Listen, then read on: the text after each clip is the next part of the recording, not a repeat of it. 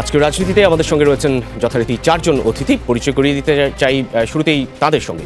আমার একেবারে সর্ববামে রয়েছেন ডাক্তার সাজিদুল হক রুবেল, বাংলাদেশের কমিউনিস্ট পার্টির সম্পাদক কেন্দ্রীয় কমিটি। রয়েছেন এরপরেই শেখ রবিউল আলম, সদস্য জাতীয় নির্বাহী কমিটি বিএনপি। ডানে যদি যাই, রেজাউল করিম রনি, সম্পাদক জবান, এবং এরপরেই সর্বডানে এস এম সাইফ মুস্তাফিজ, যুগ্ম সদস্য সচিব জাতীয় নাগরিক পার্টি। আলোচনা শুরু করছি রাজনীতির। প্রথমেই শুরু করতে চাই রেজাউল করিম রনি, আপনাকে দিয়ে। কোথা থেকে এলেন, নীলা মার্কেট নাকি ওয়েস্টিন? দেখেন, রাজনীতিতে আপনার অনেক সময় অনেক ধরনের কি পয়েন্ট থাকে বা মুখরোচক টাইটেল থাকে, সেটা জন্য এই ধরনের প্রশ্ন ভালো। আমি মিরপুর থেকে আসলাম, অসুবিধা নাই। তারপরে কি আলাপে যেতে পারি আমরা আজকে? আলাপটা হচ্ছে আজকে যেই ঘটনাটা মূলত আলোচনায় এসেছে, বৈষম্য বিরোধী ছাত্র আন্দোলনের একজন সক্রিয় কর্মীর বিরুদ্ধে চাঁদাবাজির অভিযোগ, তারপর একটি সোশ্যাল মিডিয়ায় স্বীকারোক্তিমূলক বক্তব্য, সেটি নিয়ে অনেক ধরনের ফ্যাক্ট চেক এখনো বাকি আছে। তারপরেও সেই বক্তব্যে উপদেষ্টা আসিফ মাহমুদের সম্পৃক্ততার বিষয়, তিনি আসলে সেই সময় ওয়েস্টিনে ভোর রাতে গিয়েছেন কিনা, সেসব নিয়েও আলোচনা, নানান ধরনের প্রশ্ন। এই বিষয়টাকে আপনি আসলে কিভাবে মূল্যায়ন করছেন, যে এই ঘটনার 14 দিন পর এরকম একটি স্বীকারোক্তিমূলক বক্তব্য এবং সেখানে বিএনপিকে জড়ানো, বিএনপি নেতা ইশরাককে জড়ানো এবং আসিফ মাহমুদের অবস্থান?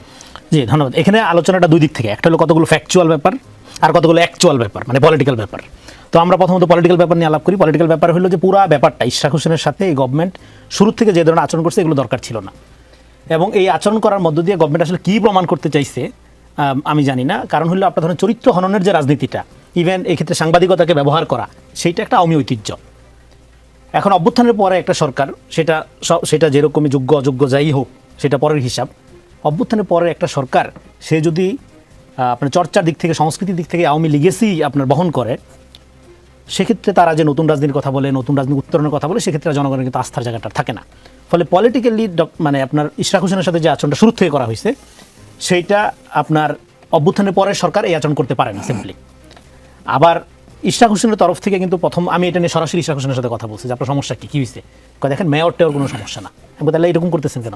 করতেছি আদালতের রায়, আইনের শাসন প্রতিষ্ঠা করার জন্য 16 বছর ধরে ফাইট করতেছি।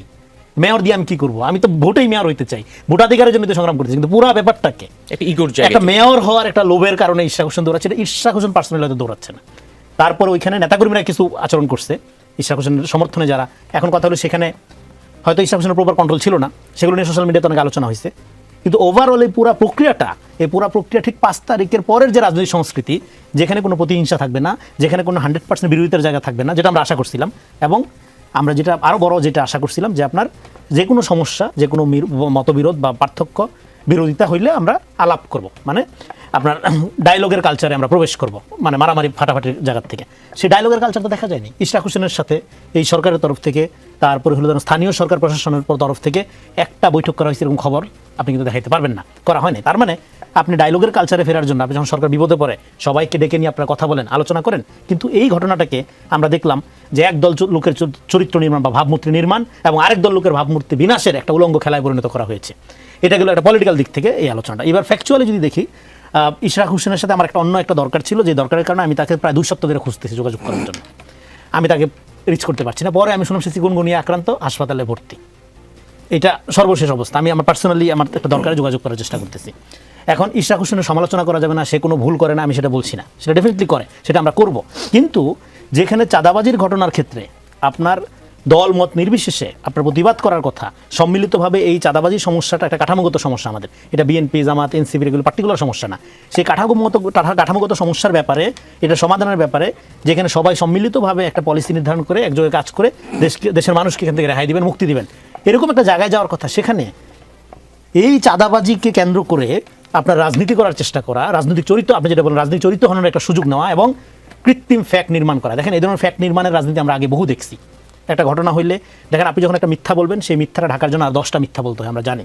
ফলে এটা করতে গিয়ে আপনারা নিজেদেরকে নোংরামের এমন এক পর্যায়ে নিয়ে যাচ্ছেন যে জনগণ তখন কি মনে করবে যে এখানে জনগণ এবং পাবলিককে সার্ভিস দেওয়া এগুলো গৌণ বিষয়।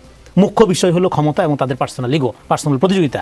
সেক্ষেত্রে সেই প্রতিযোগিতারই এক ধরনের বহিঃপ্রকাশ, সেটা ম্যানিফেস্টেশন আপনি কে কত নোংরাভাবে করতে পারে, সেটা প্রতিযোগিতায় যখন আপনারা লিপ্ত হন, তখন যেটা হয় কি, তখন আপনার তো সবাই অভ্যুত্থানের ফোর্স, আপনি কারে বলবো আমি এটা।